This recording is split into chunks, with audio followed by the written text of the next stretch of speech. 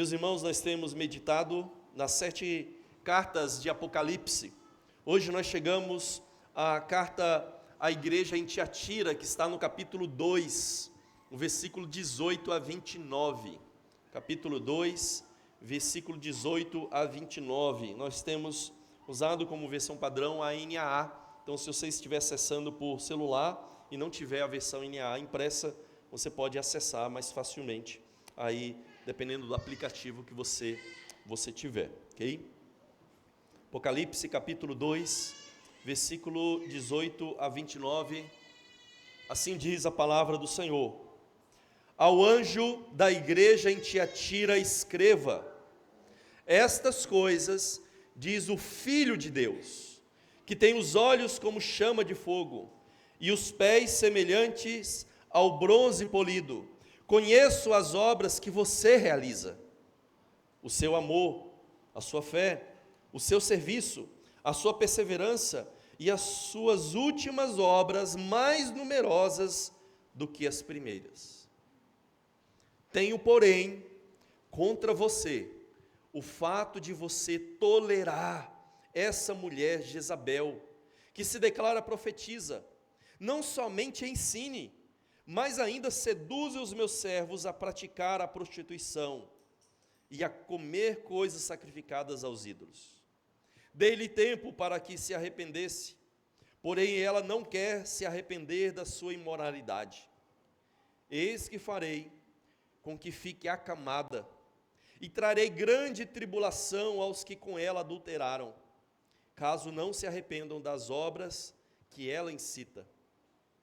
Matarei os seus filhos, e todas as igrejas saberão que eu sou aquele que sonda mentes e corações, e retribuirei a cada um de vocês segundo as suas obras. Digo, porém, aos demais de Tiatira, a todos aqueles que não seguem essa doutrina, e que não conhecem, como eles dizem, as coisas profundas de Satanás, não porei outra coisa sobre vocês, tão somente conservem o que vocês têm, até que eu venha.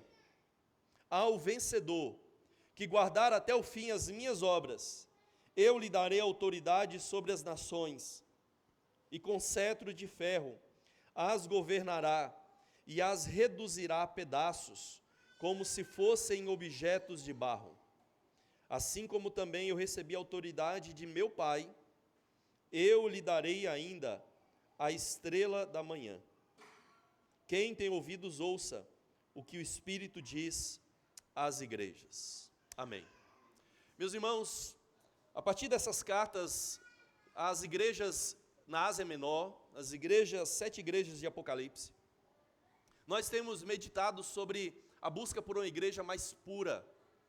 E temos visto nessas cartas como que o Senhor nos chama a uma reforma espiritual e como que Ele também nos convoca à perseverança na fé, a perseverarmos numa fé genuína em Cristo, e uma fé genuína que produz boas obras, como evidências dessa verdadeira fé. E a carta que nós temos diante de nós, irmãos, a carta à igreja em Tiatira, revela um perigo que atravessa séculos, que é o perigo da acomodação espiritual em nome de estabilidade, em nome de aceitação, em nome do sucesso aqui nesse mundo. Irmãos, a cidade de Tiatira e a igreja nessa cidade vivia sob pressão econômica e social. Participar da vida profissional significava praticar práticas idólatras. A cidade de Tiatira não era uma cidade muito importante naquela região, mas ela era uma rota importante de comércio. Então ela acabou se destacando mais pelo seu comércio. E ali havia uma grande quantidade de associações comerciais ou guildas comerciais. E esses crentes, eles sofriam profunda pressão para aceitarem a cultura de seu meio. E a solução proposta, diante de uma sociedade idólatra e imoral, era adaptar a fé à cultura. Se a cultura funciona dessa maneira, eu adapto a minha fé à cultura. Irmãos, esse é exatamente o espírito da nossa época também. Não é só uma questão lá de quase 2000 anos atrás, mas é uma questão muito presente hoje.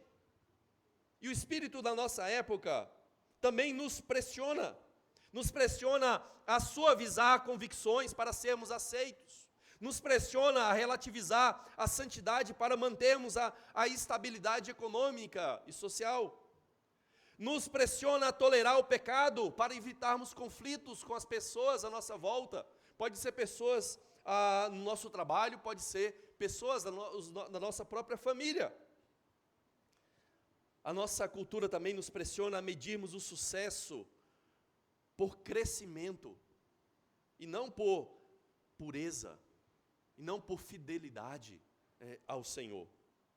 Irmãos, a cultura que nós vivemos, ela chama a concessão de sabedoria, e chama a fidelidade de radicalismo. Isso é radical demais. Por quê? O que esperas que você venha fazer concessões na sua fé, adaptar a sua fé, tolerar algumas práticas, aceitá-las como naturais, como comuns. E a igreja, irmãos, em Tiatira, é uma igreja que você pode observar, ela crescia em obras, em amor, no serviço, só que ela tolerava a corrupção interna. Veja que Cristo aqui, nessa carta, ele elogia o desempenho, o crescimento nas obras dessa igreja. Por outro lado, Cristo confronta a impureza que havia no seu meio, a tolerância a essa impureza, ao pecado. Então, se nós tivermos, irmãos, que resumir o espírito da nossa época, ele pode ser descrito da seguinte forma: tolerância acima da verdade, inclusão acima da autoridade de Cristo, pragmatismo acima da pureza ou santidade, estabilidade acima de santidade, prosperidade acima da fidelidade ao Senhor. E é exatamente num cenário como esse, irmãos, hoje e daquele tempo, que a voz do Filho de Deus ecoa a partir dessa passagem. Ele diz assim: eu conheço, eu tenho contra você, eu sondo mentes e corações. É assim que o Senhor se revela à sua igreja. E a mensagem então de Tiatira, irmãos, revela que o maior perigo da igreja não é sempre a hostilidade do mundo, a perseguição física, mas é a acomodação interna ao mundo. É o mundo que entra na igreja, e a igreja que cede a essa pressão do mundo entrando. É por isso que nós vamos pensar hoje sobre o tema persevere sobre os olhos de fogo de Cristo, à luz das suas promessas. Você precisa, e eu preciso, perseverar debaixo dos olhos de Cristo, tendo em vista as promessas que Ele faz para aqueles que perseverarem e vencerem até o fim. Mas veja, irmãos, que antes de falar sobre perseverança, nós precisamos encarar quem que está falando conosco aqui nesse texto. A perseverança começa quando nós enxergamos a Cristo como Ele realmente é, e aprendemos a enxergar a realidade como Cristo também a vê. É por isso que a primeira coisa que a gente observa aqui nesse texto é que Cristo está, em outras palavras, nos chamando a enxergar com os seus olhos santos, com os seus olhos santos. Então essa é a primeira parte aqui, que a gente pode dividir o texto, do versículo 18 a 23. Observa como que o Senhor se revela. O Senhor fala àquela igreja, ao mensageiro daquela igreja, e ele se identifica como o Filho de Deus, o Filho de Deus. Veja, irmãos, que durante o culto, no início do nosso culto, nós lemos o Salmo 2, e o Salmo 2, ele descreve aquele rei, e o Senhor Deus, como dizendo aquele rei, que ele é o seu filho, e que ele foi gerado por ele. Ali, no contexto de um rei, significa que a entronização daquele rei era a colocação dele num posto divino, uma autoridade divina. E é claro que isso era assim para o rei de Israel, mas para o Filho de Deus, que é filho antes de se encarnar, que é filho na eternidade, que é o filho que reflete plenamente o Pai, que tem a glória do Pai, que tem a divindade do Pai, esse salmo se aplica de uma maneira plena e perfeita. E aqui o Senhor se identifica como esse Filho de Deus, que também faz um contraponto com os imperadores romanos que se arrogavam ser filhos de Deus, ou filhos de Zeus, a encarnação de um Deus na terra. Mas não só ele se identifica como sendo esse Filho de Deus, que tem autoridade soberana sobre o mundo, mas também ele se identifica como aquele que tem olhos como chama de fogo. Veja que essa imagem é tomada lá do capítulo 1, quando João tem a visão do Cristo glorificado, do Cristo divino, e ele vê esse Cristo como tendo olhos como chama de fogo. E aqui, irmãos, essa imagem, ela descreve algumas características do Senhor.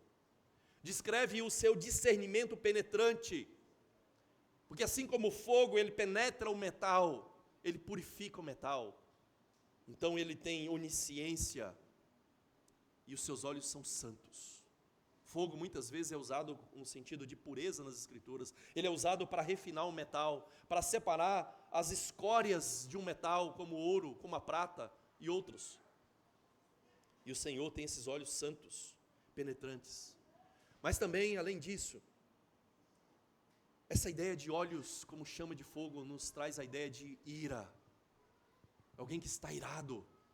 Você fala que a pessoa tem olhos de fogo, né, olhos vermelhos, muitas vezes transmite uma ideia de ira, e no caso aqui da sua ira santa, da sua ira justa, contra o pecado, contra o mal. Mas não só isso, o texto também vai descrever o Senhor glorioso como tendo pés como de bronze reluzente, junto aqui com olhos com chama de fogo, transmite a ideia de santidade, esse bronze, esse metal reluzente, brilhante, mas também a ideia de força e de juízo justo, que ele pode exercer. Ele é aquele que pode esmagar a Satanás, e pode esmagar os reinos desse mundo, na sua ira santa, na sua ira justa. Então veja, irmãos, que Cristo não é apenas o Senhor glorioso e amoroso, Ele é o Senhor que examina a igreja, é o Senhor que julga também a sua igreja e a forma como ela vive aqui nesse mundo. Então a primeira coisa que a gente observa aqui, nesses versículos 18 a 23, é que nós precisamos de fato contemplar essa santa autoridade de Cristo. É assim que ele se revela no texto. Mas também precisamos contemplar o santo juízo de Cristo. O santo juízo de Cristo sobre a igreja. Veja que, primeiro, os olhos do santo juiz veem as nossas obras de amor e fé. Primeiramente, ele se volta àqueles que estavam vivendo de uma maneira adequada dentro da sua igreja, da sua casa. Ele diz: conheço as obras que você realiza, o seu amor, a sua fé, o seu serviço, a sua perseverança e as suas últimas obras mais numerosas que as primeiras. Irmãos, o texto grego ele não tem originalmente pontuação nem separação entre palavras. Provavelmente a ideia aqui é: conheço as obras que você realiza. E como nós temos hoje dois pontos, esses 2 pontos deveriam ser entendidos, subentendidos aqui nesse texto. E então ele descreve quais eram as obras que essa igreja realizava. Quais eram as obras? O amor, a fé, o seu serviço, perseverança e as últimas obras mais numerosas que as primeiras. Veja, irmãos, que aqui a igreja de Tiatira é um contraste forte com a igreja de Éfeso. A igreja de Éfeso abandonou o primeiro amor. E lá o primeiro amor é descrito como primeiras obras. Primeiras obras. Aqui, a igreja de Tiatira não abandonou o primeiro amor ou as primeiras obras. Pelo contrário, aumentou essas primeiras obras. As últimas obras são mais numerosas do que lá no início, do que as primeiras quando eles se converteram. Então veja, irmãos, que era uma igreja vibrante, era uma igreja atuante.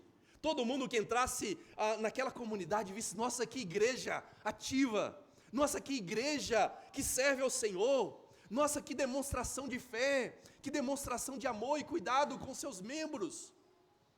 Veja, irmãos, que era uma igreja vibrante, era uma igreja viva, uma igreja, certamente que nós poderíamos dizer assim, saudável, uma igreja relativamente pura. E aqui Jesus destaca especialmente essas últimas obras, que são mais numerosas. Irmãos, eu sei que, principalmente aqueles que vieram num contexto profundamente legalista, o que inclui a maioria de nós, quando ouvimos falar de obras, nós já arrupiamos todo o pelo do corpo, não é? Só que a Confissão de Fé de Westminster afirma claramente que as boas obras são provas da verdadeira fé. Nós não temos que ter medo de boas obras, de falar de boas obras, de buscarmos ter boas obras, porque esse não é o problema. O problema é como nós colocamos as obras no lugar que elas não deveriam estar. Quando nós colocamos as obras como fundamento da nossa salvação, como motivo da nossa salvação, como motivo da nossa aceitação perante Deus. Mas quando nós colocamos as obras, as boas obras, no lugar em que elas devem estar, biblicamente, nós podemos entendê-las como sinais que autenticam a verdadeira fé que nós temos. É por isso que nas cartas de Apocalipse, Jesus sempre destaca as obras das igrejas, porque é através das obras que você evidencia a sua fé. É através das obras, é através do seu crescimento espiritual, da sua santificação, que você evidencia que você é um verdadeiro crente, que teve um coração transformado, que aquele coração de pedra foi substituído por um coração de carne, que o seu espírito humano velho foi substituído pelo Espírito do Senhor, que dá uma nova motivação, que dá um novo propósito para a sua vida, que te capacita agora a viver a lei do Senhor, paulatinamente. Veja, irmãos, que a igreja em Tiatira era uma congregação muito boa e ativa, muito boa. Acho que qualquer um de nós gostaria de ser membro de uma igreja tão vibrante, tão atuante, ali naquele contexto. Mas Cristo não vê apenas o nosso desempenho, irmãos. Ele também examina a nossa pureza. Nós podemos ter sim muitas ações, boas obras, fé, amor, serviço, perseverar diante da oposição do mundo, da perseguição de governantes humanos, mas ainda assim estarmos moralmente vulneráveis aos ataques satânicos. Cristo quer sim as nossas obras, nosso amor, nossa fé, serviço, mas Ele quer também que nós resistamos aos ataques internos de Satanás à sua igreja. Mas não somente isso, irmãos. Então, já que Ele quer que nós resistamos às investidas satânicas no meio da igreja, nós observamos também aqui no texto que os olhos do santo juiz vê também a nossa tolerância ao pecado interno. Então, se por um lado Ele vê as nossas obras de amor e fé, também Ele vê quando nós somos tolerantes ao pecado que entra na igreja. É por isso que o texto diz: tenho, porém, contra você, o fato de você tolerar que essa mulher, Jezabel, não somente ensine, mas ainda seduza os crentes a praticarem a idolatria e a imoralidade. Irmãos, a cidade de Tiatira, como já destacamos, era um centro econômico de muitas prósperas corporações ou associações profissionais.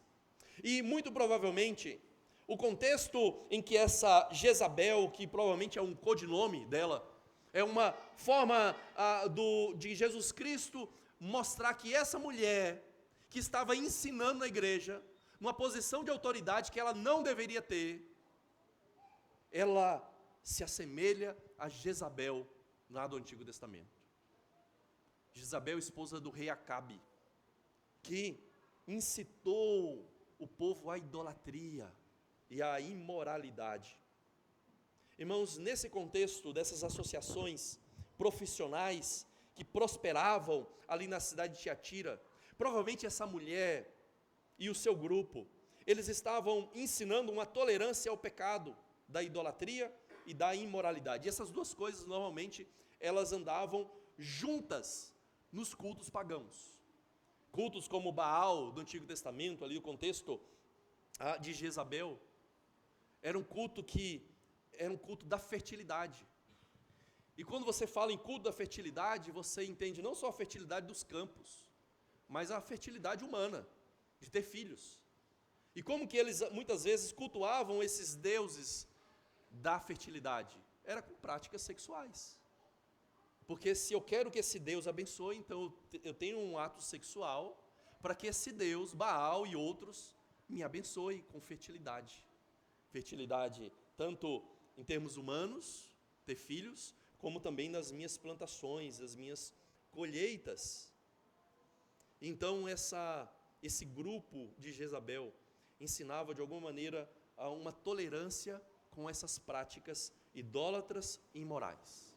E provavelmente a motivação era econômica, como já falamos no sermão passado na igreja em Pérgamo. Esses cristãos, eles eram pressionados. Se eles não fizessem parte dessas associações comerciais, eles não iam conseguir comprar e vender. Que, aliás, mais à frente em Apocalipse, é associado ali com essa marca da besta. Ou seja, se você não se identifica com a besta, se você não se identifica com o sistema desse mundo, você tem a sua ação econômica prejudicada aqui. Você perde o seu emprego, você perde a sua empresa, você é privado economicamente, é sufocado economicamente. E diante dessa pressão, o que alguns faziam? É relativizar a idolatria. Irmãos, não pense que isso aqui chegava assim, irmãos, vamos adorar ídolos mesmo. Não pense que é tão simples assim. Essas coisas, elas vêm com uma racionalização do que é a idolatria e do que é a imoralidade. É a pessoa chegar assim, olha, os ídolos, eles não existem mesmo, é só uma imagem. É só uma imagem. Não existe esses deuses, só existe um Deus. Então, se você for lá e prestar culto para esse Deus lá da sua associação comercial, desse patrono da sua associação comercial, não tem problema nenhum, porque esse Deus não existe. É só um pedaço de madeira ou de metal. Então pode adorar. O importante é que você não acredita que aquele Deus existe. Então você pode ir lá, naquela sociedade, naquela festa, e você pode adorar aquele Deus, você pode comer os sacrifícios para aquele Deus, que isso não tem poder nenhum. Paulo diz isso, não diz? Que comer uma comida sacrificada a ídolo não tem poder nenhum, porque o ídolo não existe. Só que Paulo não está falando num contexto de você ir lá, adorar um Deus pagão, e comer o seu sacrifício. Ele está falando num contexto em que a carne vem até você. Você compra a carne no mercado, você não sabe onde aquela carne passou, muitas vezes foi sacrificada no templo. Ele fala, não tem problema, agradeça o Senhor, coma com consciência limpa. Mas se o seu irmão tem dificuldade de consciência, aí você não deve comer, por causa da consciência do seu irmão. Mas veja, irmãos, que é diferente do contexto aqui. O contexto aqui é de pessoas que estão indo lá nessas associações comerciais, nas festas que eles promoviam, e estão adorando esses deuses. E muitas vezes racionalizando teologicamente, para justificar essas práticas. Da mesma forma, a imoralidade sexual. Já citei o caso de um ex-pastor presbiteriano, como ele dizia, olha, pecado é sexo sem amor. Então, se dois jovens se amam, e eles então têm relacionamento, isso é bonito, isso é belo, isso agrada o Senhor. Não importa o papel, se eles estão casados ou não importa uma aliança no dedo. Um ex-pastor presbiteriano, o Hernandes Dias do seu tempo, Caio Fábio, vamos dar nome, não é santo, né? Não é santo, como a gente diz, dá nome ao santo, né? Irmãos, veja que essas coisas chegam com justificativas, aparentemente plausíveis, do ponto de vista humano, mas erradas, biblicamente, erradas, teologicamente. E veja que isso aqui, lá no versículo 24, é identificado como as coisas profundas de Satanás. Alguns intérpretes entendem que esse grupo de Jezabel, eles ensinavam a você a conhecer as coisas de Satanás, conhecer esses cultos idólatras, os mistérios daquelas regiões pagãs de mistério. E ele dizia o seguinte, olha, para você vencer Satanás, você precisa conhecer. Você precisa conhecer esses cultos. Você precisa conhecer essa imoralidade. E assim você vai vencer. Vencer porque agora você conhece o seu inimigo. Alguns entendem isso. Outros entendem que as coisas profundas de Satanás, aqui, é algo que os cristãos fiéis, veja o versículo 24, sei que nós estamos indo lá na frente, mas eu creio que é importante aqui. Digo, porém, aos demais de Tiatira, a todos aqueles que não seguem essa doutrina, e que não conhecem como eles dizem as coisas profundas de Satanás. Quem são eles que dizem aqui? É o grupo de Jezabel, ou são os demais de Tiatira, que não seguem a doutrina, né, de Jezabel? Pelo texto aqui, esse eles, normalmente ele se refere àquele que está mais próximo. Seriam então os crentes fiéis de Tiatira, que não seguem essa doutrina, que diziam que aquilo eram as coisas profundas de Satanás. Ou seja, os crentes olhavam para aquilo que o grupo de Jezabel ensinava, que talvez alguns também entendem, eles diziam as coisas profundas de Deus, e esses crentes falavam, não, essas são coisas profundas do diabo, são coisas do demônio, né? Então, ou seja, essa seria uma leitura ou um ponto de vista dos próprios crentes fiéis ali da igreja, que viam aquilo como sendo coisas satânicas. É possível, irmãos, até que esse ensino de Jezabel se tratava de uma forma de gnosticismo primitivo, ou proto-gnosticismo, como nós chamamos. O gnosticismo basicamente dividia a criação entre má e boa. Então o seu corpo é mau, o seu espírito é bom. Aquilo que é carnal, que é físico, que é material, é mal. Aquilo que é espiritual, que é espírito, é bom. Então, dentro dessa ótica, existiam duas opções. Você negar a carne, qualquer desejo, até o alimento lícito, até relações sexuais lícitas no casamento. Paulo fala sobre isso, por exemplo, no contexto da igreja de Éfeso, escrevendo a Timóteo. Pessoas que negavam o casamento, negavam alguns alimentos.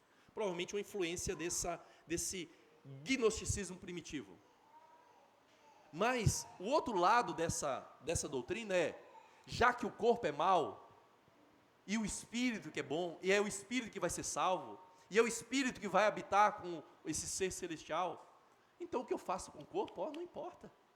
Esse corpo vai se perder, esse corpo vai ficar no túmulo, esse corpo vai morrer. Então o que você faz? Comer, comida sacrificada aí não tem nada a ver. Praticar sexo ilícito, sexo imoral, não tem influência nenhuma sobre o meu espírito. Percebe, irmãos, como essas coisas são complexas, e elas podem muitas vezes chegar até nós com esses racionalismos, muitas vezes travestidos de teologia. E veja como que o Senhor age diante disso. O Senhor, primeiramente, ele agiu com paciência, e diz que deu tempo a essas pessoas para se arrependerem. O Senhor é longânimo, irmãos. Ele sim é um Deus que tem olhos tão santos que não podem contemplar o mal.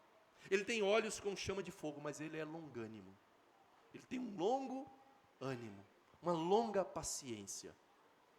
E ele deu tempo. Deu tempo para que esse grupo percebesse a tolice, percebesse a corrupção em que eles estavam metidos. Mas veja que eles desprezaram essa paciência do juiz. Desprezaram. Então o Senhor deu tempo, e agora ele anuncia o juízo. Se eles não se arrependerem, ele vai vir com o juízo, e ele vai dizer aí que ele vai lançar essa Jezabel sobre uma cama, farei com que fique acamada, e trarei grande tribulação aos que com ela adulteraram. Aqui provavelmente é um trocadilho entre a cama como leito de enfermidade, a pessoa está prostrada, doente, enferma, até a beira da morte, e a cama onde eles cometiam imoralidade sexual. E o Senhor está dizendo que esse leito onde eles cometiam pecado, seria o leito agora do juízo deles. Do juízo deles. Ele diz aí, de maneira muito forte, matarei os seus filhos. Aqui filhos pode ser de fato, literalmente, os filhos dessa mulher, ou, creio mais possivelmente, é uma referência a filhos no sentido de seguidores delas. Aquelas pessoas que ela aliciou, que ela convenceu em se tornaram seus filhos espirituais e a seguiam. Mas veja que o Senhor, ele vai se identificar aí, por fim, no versículo 23, como o Deus que conhece profundamente o nosso coração. Eu sou aquele que sonda mentes e corações, e retribuirei a cada um de vocês, segundo as suas obras. Veja, irmãos, que Jesus aqui usa a expressão grega eu sou, idêntica à tradução grega do Antigo Testamento para fazer referência ao nome de Deus no Antigo Testamento. E não somente isso, ele faz uma referência ao texto de Jeremias 17, que nós lemos durante o culto, que é uma clara referência a Deus, o Senhor, Yahvé, o soberano, que conhece, sonda o nosso coração. Em outras palavras, Jesus está dizendo, eu sou Deus verdadeiro, o Deus da aliança, e eu sou Deus que sonda mentes e corações, e eu retribuo a cada um segundo as suas obras, Veja, irmãos, que o Senhor é justo. Veja que o juízo é sempre de acordo com as obras que cada um pratica. Assim como lá em Jeremias, o Senhor retribui a cada um de maneira justa e proporcional aquilo que cada um faz de mal. É claro que o juízo sobre os redimidos, é um juízo baseado na obra de Cristo. Cristo fez as boas obras por nós. Cristo pagou o nosso débito diante do Senhor. Então, nós não sofremos esse juízo. Mas ainda assim, por outro lado, nós temos um, entre aspas, julgamento no último dia, quando o Senhor irá nos retribuir conforme aquilo que nós fizemos. O que nós chamamos de galardão. É uma forma de juízo. O Senhor virá até nós e conforme aquilo que nós praticamos diante dele, com a graça dele, usufruindo dos benefícios e dos dons que ele nos deu, o Senhor também nos retribuirá. Mas lembra como Agostinho diz, quando o Senhor nos recompensa, ele está coroando os seus próprios dons. Não acha que as obras que você praticou são obras suas? Não, são obras que o Senhor produziu através de você. Nós não entendemos plenamente a relação entre essa soberania de Deus e a nossa responsabilidade humana. Nós aceitamos porque as duas coisas estão nas Escrituras. Assim como a Trindade está nas Escrituras, assim como as duas naturezas de Jesus estão nas Escrituras, nós não entendemos plenamente, mas aceitamos porque nos submetemos à revelação do Senhor. E o Senhor retribui o juízo justo sobre os ímpios conforme as suas obras, e recompensa os justos, justificados em Cristo, por aquilo que pela forma como eles viveram aqui e exerceram os dons que o Senhor deu à sua igreja. Irmãos, veja que esse texto ele revela muitas coisas que acontecem no nosso dia a dia hoje também. E como que a gente vê esse texto na prática hoje? Nós vemos esse texto através de uma relativização moral diante de escolhas difíceis. Quando você está entre a escolha entre ser fiel ao Senhor ou perder o seu emprego, ser fiel ao Senhor ou perder um grande negócio, você está diante de escolhas difíceis. Você vê esse texto se cumprir quando você escuta pessoas dizer assim, não é tão grave assim. Não leva isso tão a sério não. Você vê isso acontecer, essa tolerância, quando você vê um silêncio cúmplice diante de pecados. Quando você não repreende o seu irmão. Quando você simplesmente faz vistas grossas. Quando você não quer ter o incômodo de cumprir Mateus 18 e ir lá no seu irmão e confrontá-lo com o seu pecado. Você está caindo naquilo que esse texto diz. Vocês toleram essas práticas. Às vezes isso acontece para manter a paz com as pessoas. Não, se eu for lá, ele vai ficar com raiva de mim, vai voltar o rosto contra mim. E você quer paz acima da pureza da igreja do Senhor. E por que a gente faz isso, irmãos? Pelo medo do conflito, pelo amor à provação, porque como diz certo autor, porque as pessoas para nós são grandes e Deus acaba sendo pequeno. Então a gente teme mais e ama mais essas pessoas do que o Senhor. Porque nós idolatramos a estabilidade econômica, social. Porque muitas vezes nós temos orgulho espiritual e nos achamos acima do perigo, imunes ao mal, ao pecado, e nós, às vezes, corremos riscos imprudentes. É namorar sozinho, dentro do carro, em um lugar, sozinho com a namorada ou com o namorado. Você corre riscos, e muitas vezes você corre porque você é orgulhoso espiritualmente, você acha que você é mais forte do que é. E muitas vezes isso acontece conosco. Mas a cruz do Senhor, irmãos, a cruz de Cristo mostra que o pecado é tão grave que exigiu a morte do Filho de Deus. Então não diga assim, isso é bobagem. Não leve isso tão a sério, isso é muito sério. Porque isso custou a morte de Cristo. Custou um grande preço para o Senhor. Então, se Deus não tolerou o nosso pecado, mas antes o puniu em Cristo, como que nós podemos tratar o pecado com leveza, como algo comum, como algo banal, algo natural? É comum? Não, não é comum. Então, irmãos, nós precisamos dar passos concretos de arrependimento ao longo das nossas semanas.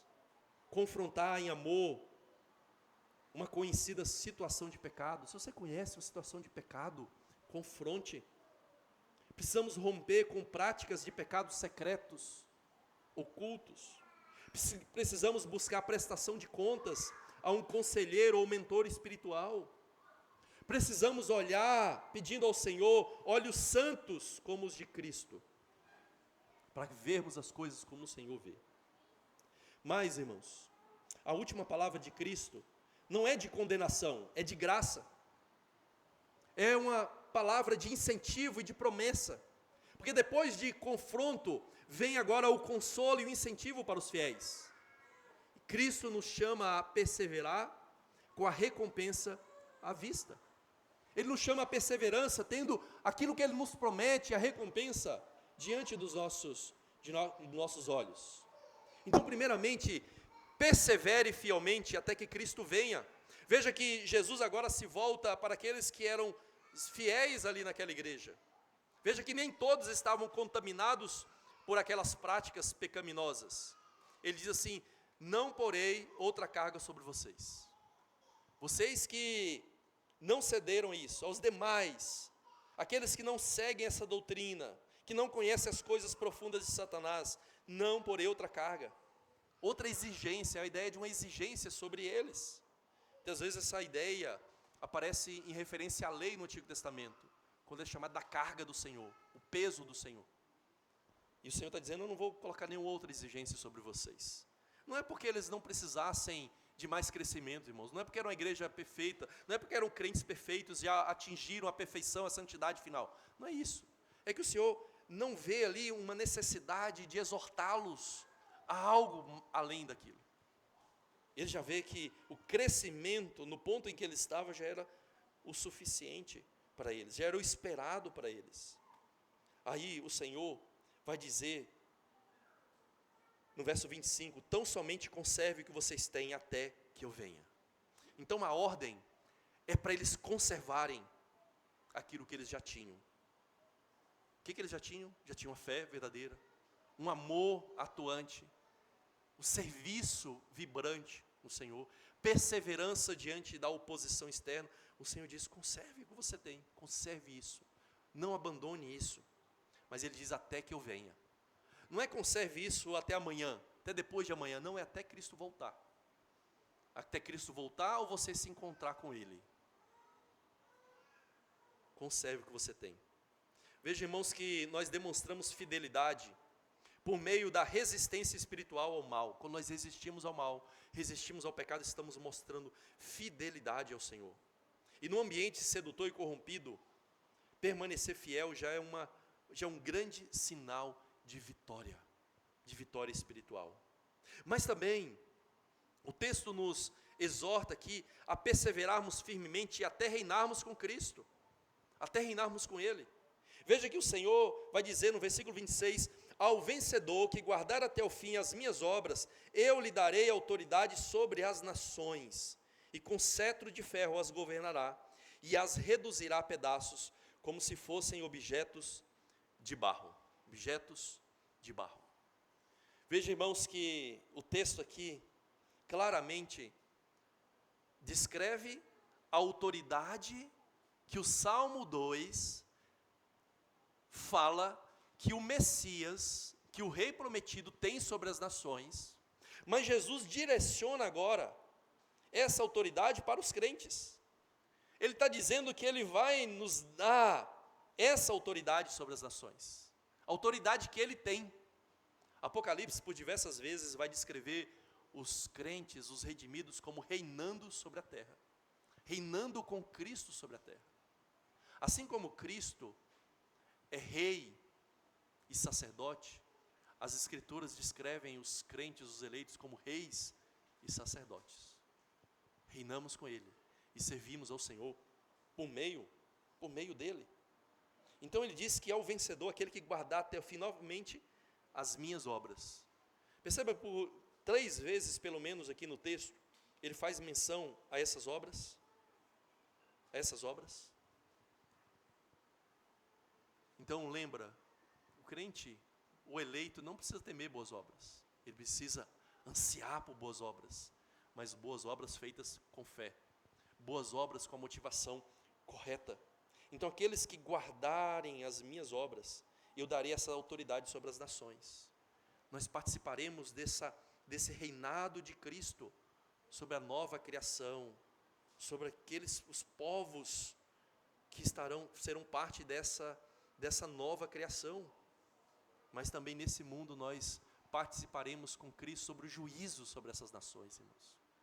O apóstolo Paulo é bem claro, ao escrever aos Coríntios, ele diz assim: vocês não sabem que nós haveremos de julgar o mundo e até os anjos? Estranho isso, né? Como assim, julgar anjos e homens? Sim, porque estamos unidos com Cristo, nós participamos de tudo aquilo que Ele é, em termos humanos, em termos messiânicos. Nós participamos sim do seu governo, participamos do seu juízo sobre demônios e sobre os reis ímpios desse mundo, sobre as nações ímpias que negaram o Senhor, que rejeitaram o Senhor. Essa ideia também é reforçada quando ele diz assim: com cetro de ferro as governará e as reduzirá a pedaços, como se fossem objetos de barro. Está presente lá no Salmo 2. Então nós participaremos desse juízo, juntamente com Cristo, sobre as nações. Mas aí ele enfatiza mais essa autoridade, dizendo: assim como também eu recebi a autoridade do meu Pai, eu lhe darei ainda a estrela da manhã. Apocalipse, no seu final, ele vai descrever essa estrela da manhã como sendo o próprio Cristo, para mostrar Cristo como esse grande governante que se levanta, assim como a estrela da alva, que na verdade é Vênus, né? É a primeira estrela no amanhecer, a mais brilhante, e afinal que ainda brilha, mesmo depois que o sol já começou a raiar. É a ideia de um governante que se levanta, de um governante poderoso. E Cristo está dizendo que não só Ele é esse governante, mas que nós seremos como Ele, participaremos desse governo dEle, em união com Ele, em submissão a Ele e a sua vontade, irmãos. Então veja, irmãos, veja que aqui nós temos o cumprimento escatológico do Salmo 2, não só em Cristo, mas na comunidade de Cristo, no corpo de Cristo. A noiva de Cristo participa desse reinado juntamente com o Senhor. E veja, irmãos, que a recompensa que o Senhor nos promete aqui supera qualquer vantagem obtida pela acomodação espiritual. Se acomodar ao pecado. Irmãos, o pecado não pode nos prometer isso aqui. Na verdade, ele promete. O problema é que ele nunca entrega. Ele promete governo, controle, mas nunca entrega. Mas Cristo promete e Ele entrega, em comunhão com Ele. Veja, irmãos, que muitas vezes um estudante cristão, ele é ridicularizado por manter convicções bíblicas sobre sexualidade. Quantas vezes você que já esteve na universidade, ou você que está na universidade, você que está num contexto ímpio, você é ridicularizado, é zombado se você falar sobre virgindade, se você falar sobre sexo somente depois do casamento. Você é pressionado a negar isso. E você muitas vezes considera suavizar a sua posição para evitar isolamento, para evitar zombaria, para ser aceito pelas pessoas. E muitas vezes você faz isso por medo da solidão, por desejo de pertencimento, por cansaço de ser a minoria, de ser sempre deixado de lado. Só que lembre-se do Evangelho, lembre-se que Cristo também foi rejeitado pelo mundo. Lembre-se que Cristo promete autoridade futura com Ele. Lembre-se que Cristo, embora tenha sido rejeitado, Ele foi exaltado aos céus. E que a rejeição presente, irmãos, não se compara com a autoridade futura que receberemos do Senhor. Então, persevere, porque perseverar é exercer essa autoridade que o Senhor nos dá, esse poder que o Senhor nos dá, e reinarmos com Ele naquele dia. Às vezes um empresário, ele pode perder contratos, porque se recusa a participar de esquemas ilícitos. Ele pode perder boas oportunidades. E muitas vezes a tendência no nosso coração é questionar se vale a pena ser íntegro. Aconteça assim, afinal todo mundo faz, né? Todo mundo sonega, todo mundo emite uma nota fria, todo mundo superfatura. O que tem de mais? O que tem de mais? O que tem de mais? Né? Veja, irmãos, que o que tem de mais é que nós estamos querendo mais o sucesso do que agradar o Senhor. Nós estamos querendo mais ganhos visíveis aqui nesse mundo do que a recompensa e galardão que o Senhor nos promete na eternidade.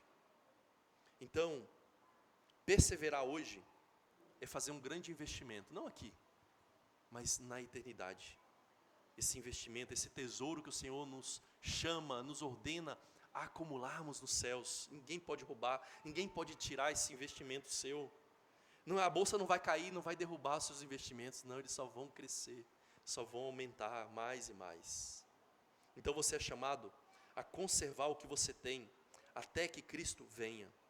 Pela resistência diária, pela fidelidade nas pequenas decisões éticas e morais, pela recusa em negociar convicções bíblicas, porque você quer ser fiel àquele que é o Rei soberano sobre todas as coisas.